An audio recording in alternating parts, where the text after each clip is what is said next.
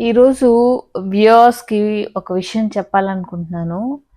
అది ఏంటి అంటే, మామూలుగా మనకి ఏ భాష అయినా రాకపోతే చాలా ఇబ్బంది పడతాం. అంటే ఫర్ ఎగ్జాంపుల్ తమిళనాడు వెళ్ళామనుకోండి, మనకి తమిళ్ రాదు. అంటే మనకి రాదు అంటే ఐ మీన్ ఆ భాష కావాలని నేర్చుకున్న వాళ్ళకి వస్తుంది. లేదు అంటే ఆ ప్రాంతానికి దగ్గరలో ఉన్న వేరే ఏ ఇతర భాష వాళ్ళకైనా కూడా ఆ భాష నేర్చుకున్నా లేదంటే అక్కడ రీజనల్గా ఉండటం వల్ల కూడా ఆ లాంగ్వేజ్ వస్తుంది.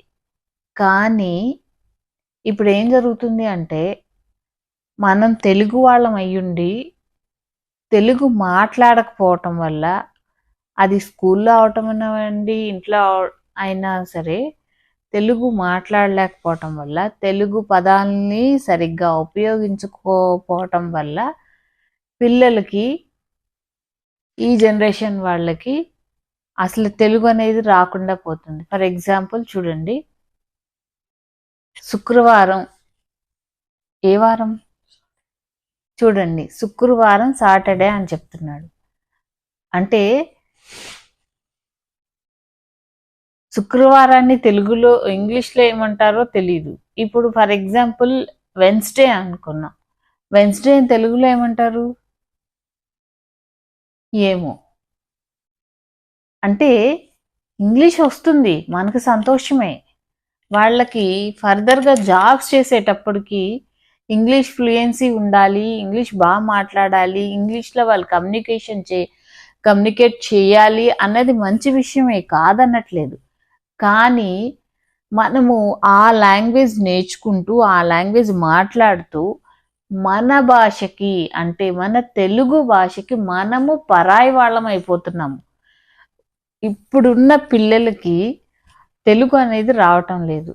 ఇది నాకు కూడా చాలా బాధగా ఉంది. ఎందుకంటే నా పిల్లలకి కూడా తెలుగు అనేది రావటం లేదు. ఇంకొక ఎగ్జాంపుల్, 75 ఎంతమ్మా? 75 కొంచెం బెటర్. 96 66 96 66 అంటే 96ని ఇంగ్లీష్లో 66 అంటారు. కరెక్టేనా? ఇది ఎంతవరకు కరెక్ట్? ఇప్పుడు నా వరకు నేనే ఆలోచిస్తే నాకే చాలా బాధగా అనిపిస్తుంది. అంటే మనం మాతృభాషని మన పిల్లలకు మనం నేర్పించలేకపోతున్నాం.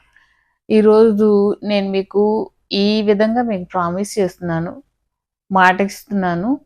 వాళ్ళకి అంటే నా పిల్లలకి కంపల్సరిగా తప్పకుండా నేను తెలుగు నేర్పిస్తాను.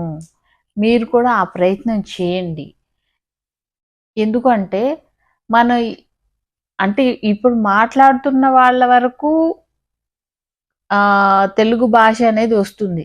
ఇంకా ఇంకా తెలుగు మాట్లాడకపోవటం వల్ల అంటే ఏంటి, ఇదంటే ఏంటి, అదంటే ఏంటి అంటే తెలుగు పదాలే వాళ్ళకి తెలియకపోవటం వల్ల ఇంకా ఉదాహరణలు చెప్పాలంటే తండ్రి అంటే ఏంటి అంటే వాళ్ళకి నాన్న తెలుసు, తండ్రి అంటే తెలీదు. మళ్ళీ తండ్రి అన్నా నాన్న అన్నా ఒకటే అన్నయ్య వీళ్ళకి తెలియదు.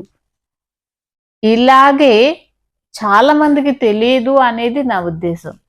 కాబట్టి తెలుగులో మనం వీలైనంత వరకు మాట్లాడదాం. ఇంగ్లీషు వాడద్దు అనట్లేదు, వేరే ఇతర భాషల్ని ద్వేషించమని నేను చెప్పట్లేదు.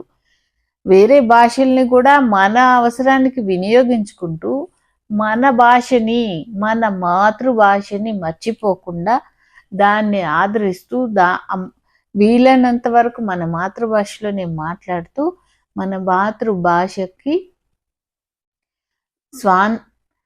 శక్తినిస్తూ అంటే దాన్ని కనుమరుగు కాకుండా అభివృద్ధి చెందేటట్టుగా అందరూ కూడా ప్రయత్నిస్తారని ఆశిస్తున్నాను. Thank you.